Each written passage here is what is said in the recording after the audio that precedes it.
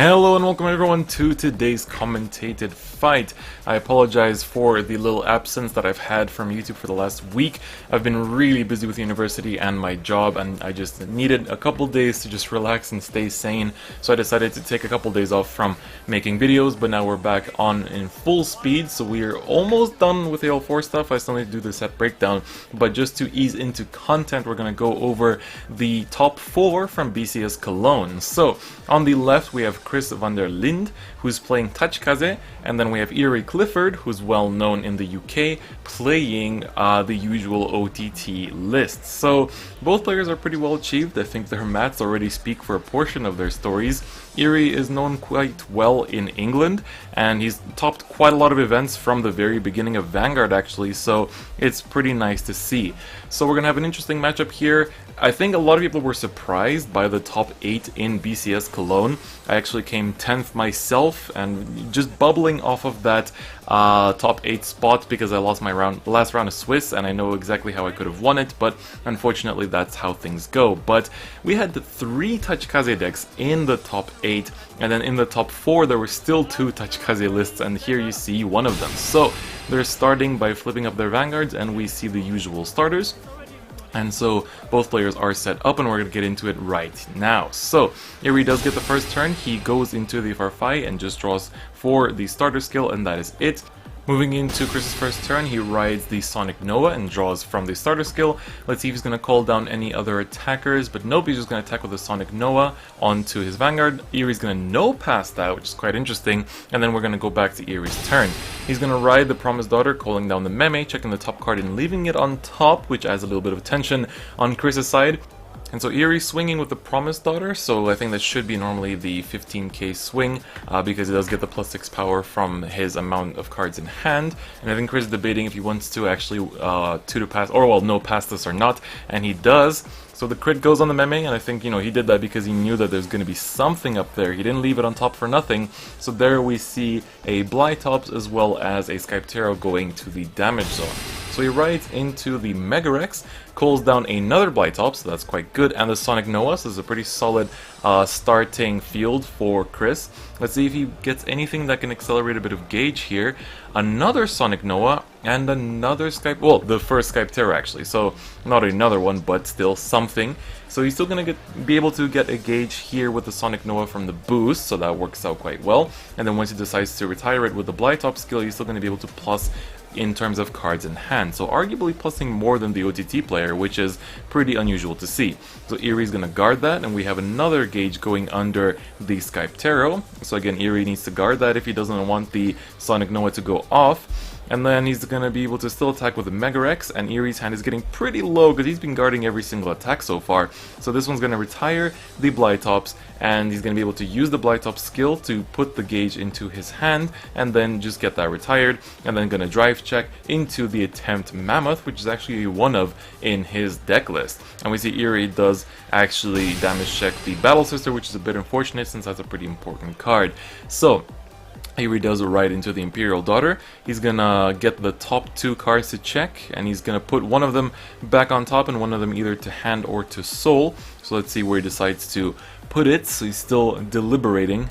Let's see. So I think there's a deer in there, and then I don't see what the other card is from this angle, but you know, I wouldn't mind putting that deer right into the soul if he already has one in hand, but it seems a bit unclear. So he puts the deer in hand, and then he puts the heal, that was the other card, into, you know, the top of the deck. So he's not going to be able to heal though, but I mean a 20k shield, this whole 20k shield, and is a certain trigger that he can get, so definitely not a bad thing. So calls down the Promised Daughter, swings with the Imperial Daughter without using the Soul Blast to pump anything up. I guess there's not much of a need to, but I guess it wouldn't hurt either.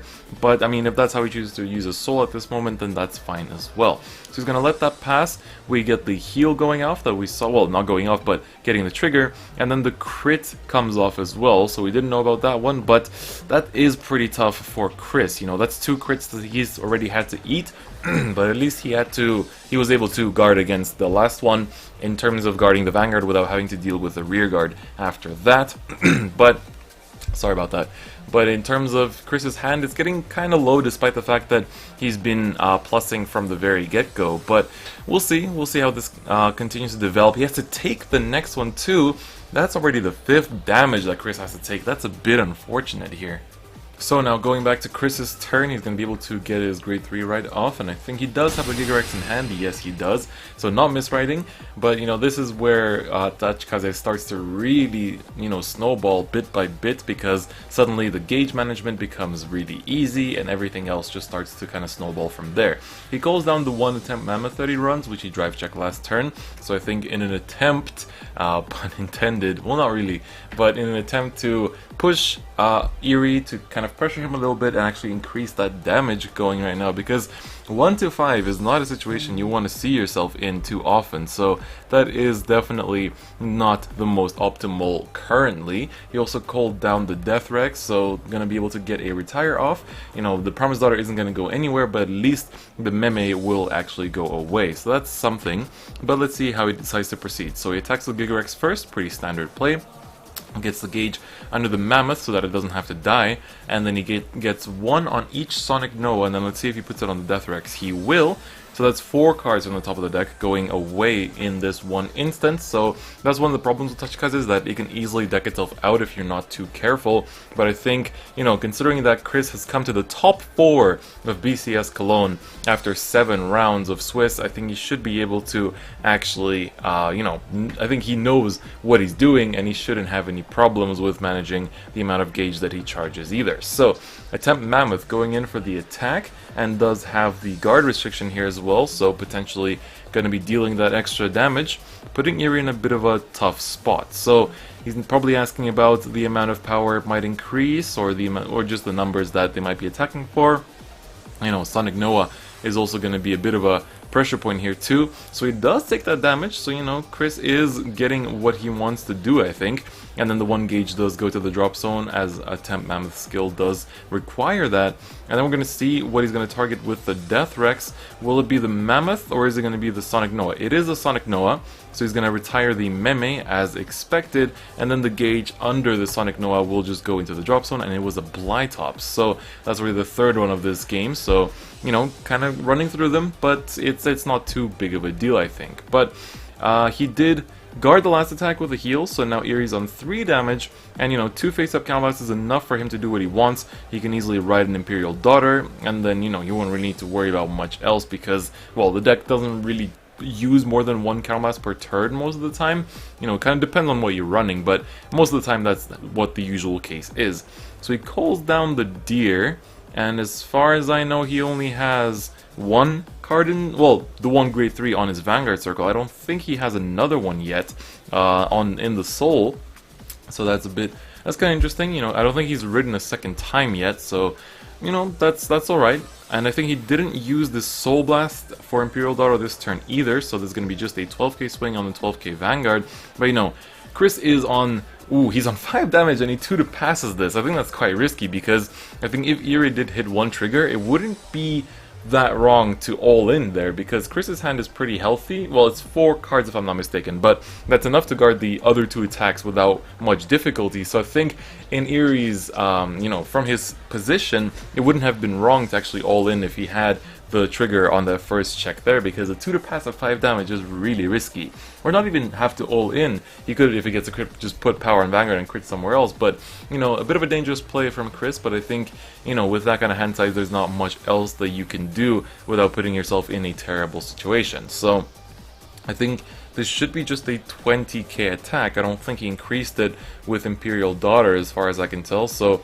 But he is going to perfect guard that, because I guess we can see the Death Rex in his hand, so that is a grade 3, and I don't see what the last card is, but I'm assuming it's just a 5k shield.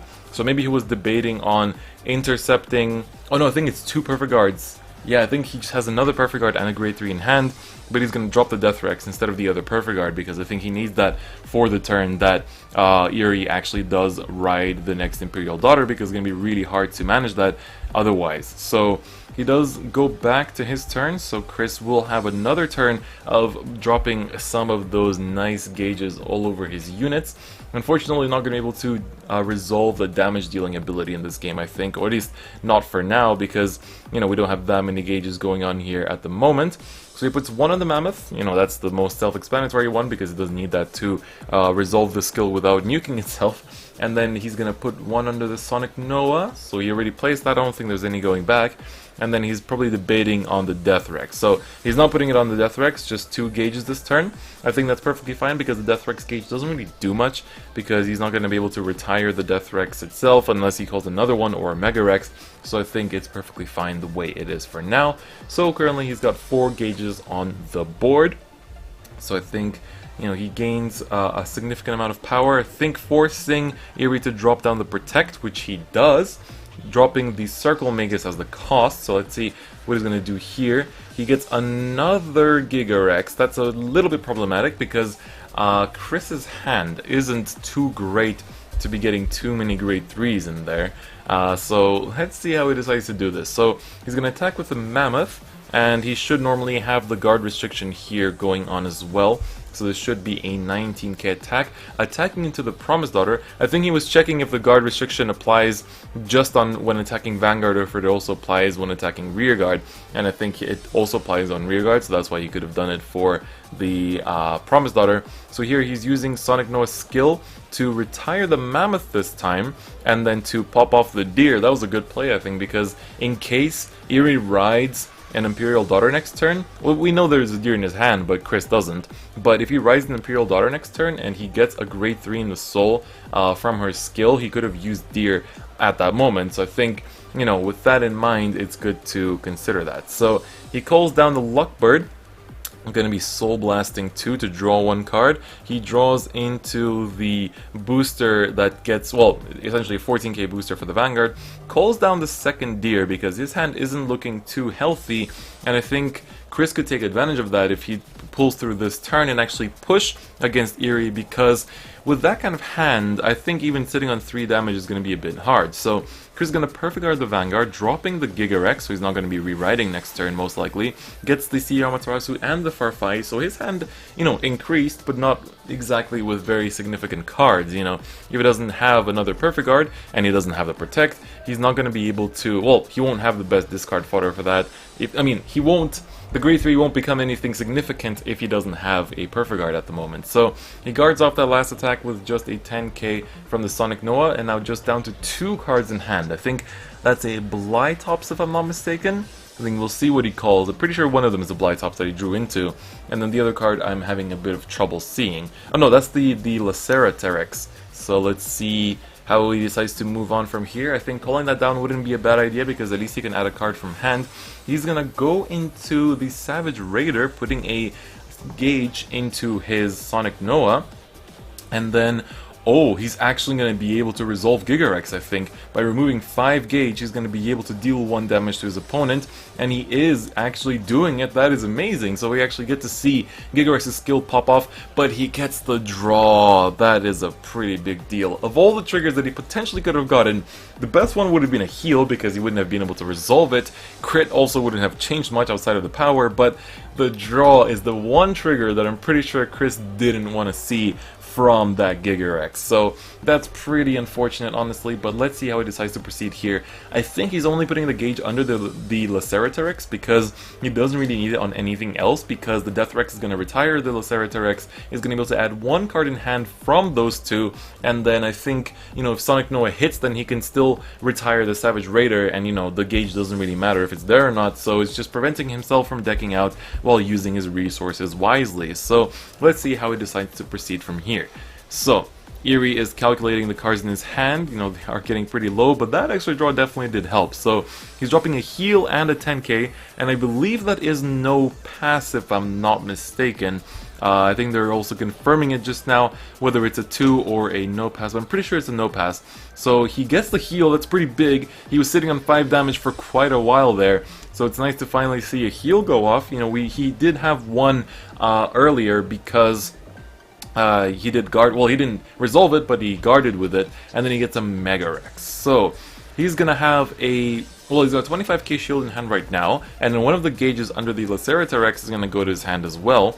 So let's see how he decides to move. He can attack with the Laceratorex first, because he's gonna have to retire that regardless, but let's see where he goes with this. So he's got a significant amount of power on that as well, but you know, Erie is on 22k base, and I think they're just calculating powers to make sure that, you know, things are just going the way that they should be without any miscalculations. So probably just confirming Gigarex's skill. I don't blame Erie for doing that, because I think when you're playtesting for regionals, you're not really going to playtest against Tachikaze that much unless you've got some really, you know, people in your locals that are really passionate about playing the clans. So let's see, so he did guard against the Laceratorex, he's guarding against the Savage Raider as well, and now I think, you know, is he actually going to let this hit? Because I think that's a bit questionable, because then Chris is going to be able to draw an extra card with the Sonic Noah. So, retiring the Laceratorex, using Laceratorex's skill to add... Oh, he's not actually using... Does he not have any more soul?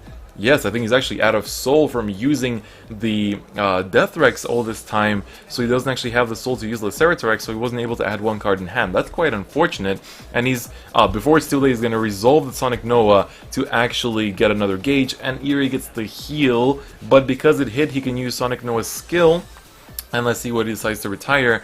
So he's going to retire the Death Rex, draw an extra card, and thus, you know, at least having something in hand to go with for next turn. And then we can see the Savage King hitting the drop zone from one of the gauges under the Death Rex. So Erie rides into the Amaterasu because I think that was his only choice, and having a Protect in hand is really important for surviving this matchup, especially since Chris did heal back up to 4 damage, so I think that's something worth to consider. But let's see where he decides to go with this. So he checks the top card, he already drew one from Amaterasu's skill, he gets a +5 on both of the Amaterasus. It was wise to call both of them there, because he gets a bit of numbers pressure here, knowing that Chris's hand isn't very high. He probably can only really manage to guard one of these attacks, even though there is a heal in his hand.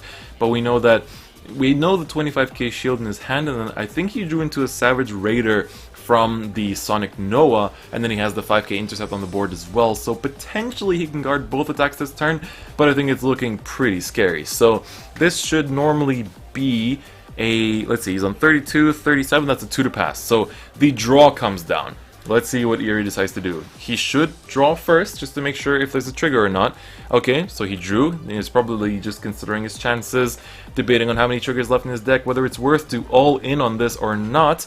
He's gonna all in, and let's see if he gets the crit, and that's gonna be game unless Chris can manage to heal. There's a Laceratorex and the draw trigger, and that is game. So Erie takes the top 4 match and moves on to the finals, and he actually won the entire event as well. So a big congratulations to him. So thank you very much for watching. Hope you guys enjoyed this video. Look forward to a lot more content coming this week. And yeah, so that's gonna be it for me today, and I'll see you guys next time. Bye bye.